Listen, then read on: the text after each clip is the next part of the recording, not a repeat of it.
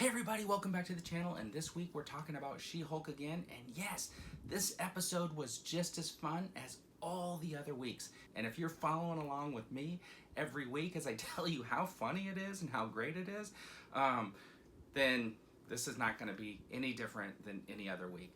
But I really did like this episode, and I think if you're not watching by now, this is the episode that you should jump in on. One of the cool things about this is, you know that Jen always talks to the camera, so she breaks the fourth wall in every episode, and this, like no other, is fantastic.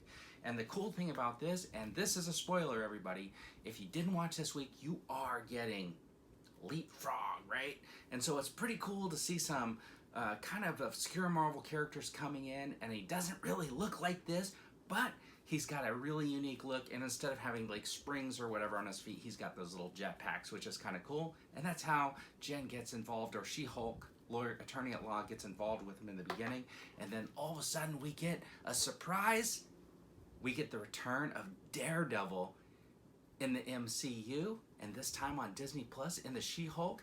And the Daredevil goes up face to face against She-Hulk, and it's pretty cool. And then the two of them team up, and then there's this great kind of chemistry between the two of them, and it was a really fun episode to watch. So if you haven't seen it yet, I highly recommend, again, that this is the one where you could jump in and just have a lot of fun watching.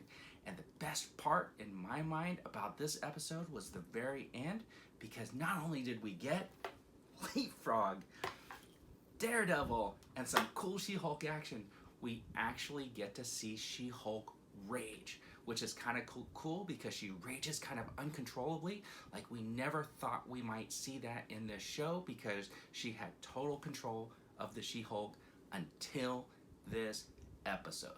So I highly recommend you check it out if you haven't already. And yes, this was spoiler filled.